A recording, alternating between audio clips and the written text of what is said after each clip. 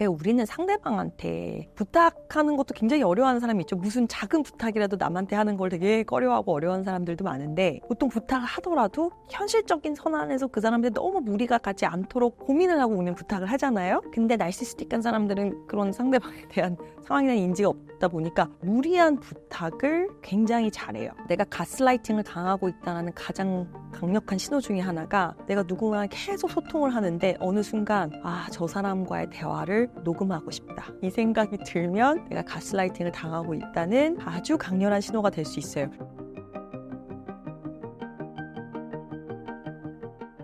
책을 보면 나르시시스트가 사람을 조종할 때 쓰는 수법이 6개가 있다고 되어 있습니다. 그중 3가지 수법들에 대해 소개해 주신다면요? 그래도 조종하면 빼놓을 수 없는 게 가스라이팅이어서 가스라이팅에 대해서 좀 얘기를 좀 드려야 될 것 같습니다. 워낙에 제가 처음 유튜브 시작했을 때만 해도 나르시스트라는 단어는 물론이고 가스라이팅이라는 단어도 거의 사용하시는 분이 없으셨어요. 근데 최근 몇 년 사이에 이제 거의 너무나 이제 보편화돼서 이제 많은 분들이 이제 이미 익숙하게 경험한 이제 단어인데, 어떤 분들이 조금 가스라이팅에 대해서 좀 잘못 알고 계신 경우들도 좀 있더라고요. 그래서 그 정의를 좀 다시 이제 얘기를 오늘 드리자면, 상대방을 가스라이팅한다, 이 의미는 상대방이 믿고 있는, 그러니까 인지하고 있는 현실이나 느끼고 있는 감정이나 갖고 있는 기억들이 실은 사실이 맞는데 마치 아닌 것처럼 왜곡을 해서 현실감에 아무 문제가 없는 그 대상이 굉장한 혼란을 경험하고 스스로를 의심하게 되고 하는 그런 과정을 얘기를 하는 것입니다. 그래서 그런 행위를 통해서 내가 원하는 대로 상대방이 생각하고 행동하고 반응하게끔 유도하는 게 가스라이팅이에요. 그래서 가장 대표적으로 가스라이팅 하나는 그 사람이 느끼고 있는 감정을 굉장히 축소시키거나 그 사람이 이런 감정을 느끼면 안 된다는 식으로 이제 상황을 만드는 거예요. 그래서 내가 무슨 일 때문에 너무 힘든데, 나 이것 때문에 너무 힘들어, 나 너무 괴로워하면 그게 과연 그렇게 괴로워해야 될 건가? 너가 너무 예민하게 반응하는 거 아니야? 다른 사람들은 이것보다 훨씬 힘든 상황도 많은데, 이런 식으로 굉장히 힘들어하는 상대가 그런 감정을 느끼는 게 뭔가 마치 자기 문제인 것처럼 만드는 게 어떻게 보면 가장 대표적인 가스라이팅 중에 하나이고요. 그리고 예를 들어 이제 과거에 일어났던 일들을 마치 그게 그 일이 안 일어난 것처럼 아예 부정해버리거나 살짝 왜곡해서 그 얘기를 얘기하는 것도 지금 가스라이팅의 일종이고요. 또 어떤 분들은 이런 것도 가스라이팅이었어 하는 것들 중에 대표적으로는 이렇게 어떤 대화의 어떤 화제를 돌리는 것도 가스라이팅의 하나예요. 그래서 예를 들어서 어떤 두 친구가 있었어요. 이제 한 친구가 되게 나르시스틱한 친구가 있는데 매번 약속 시간에 너무 늦는 거예요. 매번 막 10분 이렇게 늦는 것도 아니고 막 30분, 1시간, 한 3번, 4번 막 계속 이렇게 늦어서 이 다른 친구가 몇 번 이 경험을 하다가 오늘 한 약속이 또 늦은 거예요. 그래서 안 되겠다, 오늘은 내가 이거를 한번 직면을 시켜야겠다 했어요. 그래서 그 친구가 또 늦어서 이제 이 친구가 나르시스틱한 친구한테 얘기를 했어요. 너 나랑 약속할 때마다 매번 늦는데 나도 바쁘고 내 귀중한 시간 내서 하는 건데 너 왜 자꾸 이렇게 약속 시간 늦는 거야? 이건 잘못하는 거야, 나한테. 그렇게 얘기를 했어요. 그랬더니 그 나르시스틱한 친구가 그래, 내가 늦은 거는 잘못한 건 맞아. 근데 너 실은 지난번에 나랑 같이 밥 먹고 더치페이로 한 건데 너 그거 나한테 입금 아직 안 해준 거 알지? 너 이렇게 금전관계를 친구끼리 잘해야지. 너 그렇게 왜 나한테 돈을 안 보냈어? 하면서 다른 주제로 이걸 돌려서 이 친구가 결국 그거에 대해서 사과하고 송금을 하는 이런 상황이 됐어요. 결과적으로 A라는 사람이 잘못을 명백하게 한 부분에 있어서 얘기를 하기 시작한 건데, B라는 사람의 잘못으로 이 대화가 넘어가서 결과적으로는 이 사람의 잘못이 대화의 주가 되는 거, 그것도 가스라이팅의 한 일종으로 보기도 하고요. 또 한 가지는 아예 어떤 주제에 대해서 얘기를 꺼내지 않게 하는 것도 실은 가스라이팅의 일종으로 봐요. 특히 외도하는 나르시시스트 부부관계 안에서 많이 일어나는 건데, 솔직히 우리가 부부관계 안에서 한 사람이 외도를 하기 시작하면 다른 사람이 이상한 낌새를 안 느낄 수가 없잖아요. 갑자기 행동의 변화, 핸드폰도 장롱담치 걸어놓고 막 나가서 통화하고 통화기로 이런 걸 통해서 이상하다고 안 느낄 수가 없어서 참다가 한 배우자가 다른 배우자한테 당신 요즘 이상해, 무슨 일 있는 거 아니야? 당신 요즘 의심스러워. 다른 사람 만나는 거 아니야? 이런 식으로 대화를 꺼냈는데 상대가 실제로 외도를 하고 있는데 무슨 얘기야? 나를 이렇게 의심하다니 난 너무 기분 나빠. 신뢰를 할 수 없는 거야? 당신이 의처증이야? 우부증이야? 다시 이런 얘기 꺼내면 난 대화 안 할 거야. 이러려면 이혼해. 이런 식으로 나와서 그 상대 배우자가 당연히 이상한 느낌을 느끼는 게 맞는데 그거에 대해서 다시 얘기를 못하고 또 실은 그 배우자 입장에서도 내가 당연히 느껴야 될 건데 상대가 그렇게 반응하는 거 보니까 진짜 내가 괜한 사람한테 내가 이렇게 오해를 사서 괴롭히는 건가? 그리고 본인도 실은 이거를 알고 싶지 않은 마음이 있을 거 아니에요. 그래서 스스로 당연히 의구심을 가질 수밖에 없는 부분에 있어서 내가 잘못하는 게 아닌 건가? 라는 생각을 갖게 되는 그런 상황도 실은 가스라이팅의 요청을 볼 수 있습니다. 두 번째는 제가 임상 현장에서 가장 많이 보는 조정 방법입니다. 바로 투명 인간 취급하기. 저는 제가 상담 드렸던 분 중에서 같은 집에서 살고 계신 부부인데요. 2년 가까이 한 나르시시스트 배우자가 다른 배우자한테 투명인간 취급하게 하고 대화를 하지 않는 경우도 봤습니다. 2년이라는 시간 동안. 그래서 굉장히 흔히 일어나는 거고 대부분 어떤 경우에서 이게 늘어났냐면 왜 우리는 상대방한테 부탁하는 것도 굉장히 어려워하는 사람이 있죠. 무슨 작은 부탁이라도 남한테 하는 걸 되게 꺼려하고 어려워하는 사람들도 많은데 보통 부탁을 하더라도 내가 이 부탁을 하면 저 사람이 어떻게 느낄 거고 이런 게 좀 어려울 거고 만약에 못 들어줄 것 같으면 어떻게 하지? 이런 걸 막 고민해서 정말 최대한 현실적인 선안에서 그 사람한테 너무 무리가 가지 않도록 고민을 하고 오는 부탁을 하잖아요. 근데 나르시스틱한 사람들은 그런 상대방에 대한 상황이나 인지가 없다 보니까 무리한 부탁을 굉장히 잘해요. 그래서 제가 나르시스틱한 사람들이 초반에 자기 자신을 되게 포장을 잘하기 때문에 이렇게 좋고 재밌고 막 이해관계 안 걸린 관계에서는 잘 감지가 안 되는 경우도 많은데 이제 그래도 그나마 빨리 나르시스틱한 사람을 좀 알아보는 방법은 없을까요? 이런 질문들을 많이 받아서 그때 제가 얘기 드렸던 게 뭐 아주 가깝지는 않지만 어느 정도 아는 사이로 지냈는데 어느 날 그 사람이 나한테 어떤 부탁을 했는데 예상치 못하는 약간 조금 뜨아스러운 어떤 부탁을 했어요. 그때의 어떤 이 쎄한 느낌이나 이 부분을 놓치면 안 돼요. 근데 대부분 그 부탁이 너무 무리가 아니면 우리가 이제 서로 얼굴 붉히고 이렇게 하고 싶지 않으니까 그래 뭐 한번 들어주지 하고 넘어가잖아요. 그 순간을 놓치시면 안 돼요. 왜냐하면 이 나르시스틱한 사람들이 굉장히 무리한 부탁을 잘하는 특성을 갖고 있고요. 그래서 어떤 나르시스틱한 사람이 나한테 되게 무리한 부탁을 했어요. 근데 도무지 이건 내가 들어줄 수 없는 부탁이에요. 그래서 어렵게 이걸 거절을 했는데 이제 그 순간부터 이 상대가 나를 없는 사람 취급하고 눈도 안 마주치고 심지어는 이 대화 방법도 있어요. 가족 4명인데 엄마가 나르시시스트예요. 근데 아빠한테 뭔가 무리한 부탁했는데 안 들어줬어요. 그러면 아이한테 예를 들어 얘 철수야.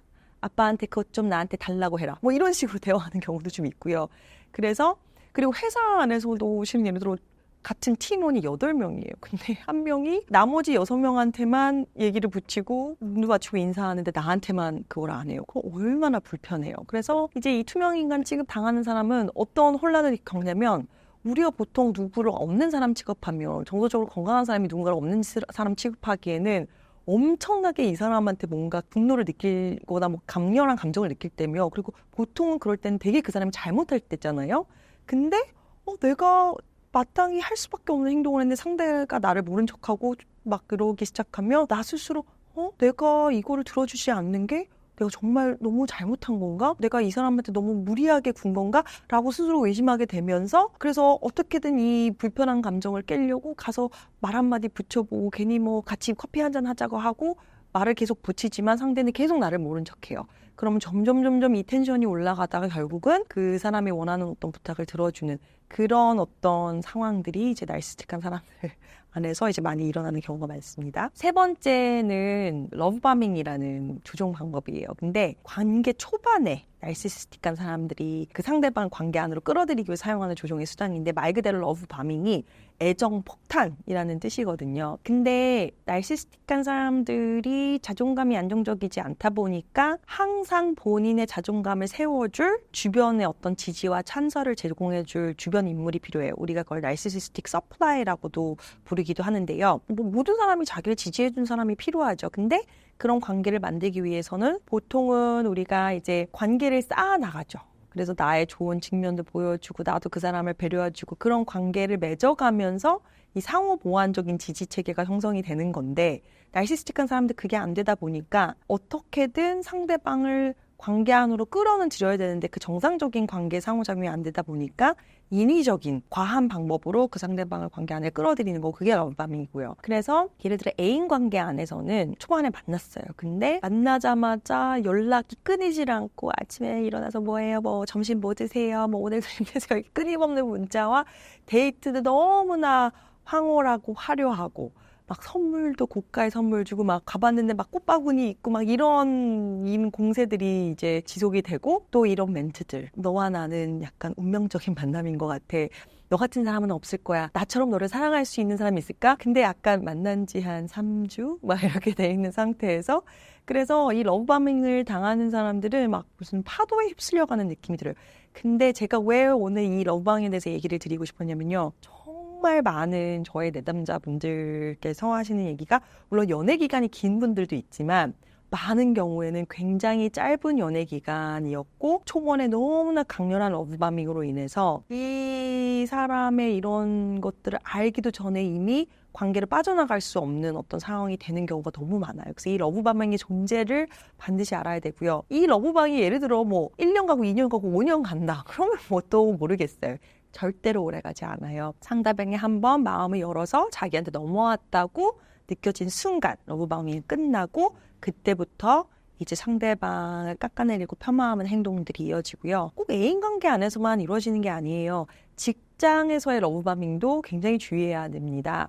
예를 들어 어떤 신입사원이 회사를 들어갔어요. 근데 거기 더 위에 직급에 있는 분이 얘 참, 얘 괜찮아. 그럼 사람들 앞에서, 야, 얘 정말 괜찮아. 에이스야. 얘 내 오른팔 대래야. 그러면서 막 띄워줘요. 그리고 뭐 중요한 어떤 이런 식사 자리에 윗분들만 보이는 자리에 막 불러서 인사시키고, 내가 미는 애야. 그래서 얘기를 해요. 그래서 그 아래 부하 직원은 정말 이 사람이 나를 정말 좋게 평가해 주나 보다 하면서 주시는 일도 막 열심히 다 받아서 막 열심히 일하고 막 해요. 그런데 정작 이제 중요한 순간에 정말 그 상사가 자기를 위해주고 중요한 순간에는 자기 편을 들어주지 않는, 그래서 이런 직장에서의 러브바밍도 굉장히 주의해야 될 부분입니다. 그렇다면 각 수법에 대한 대처 방법을 알려주신다면요?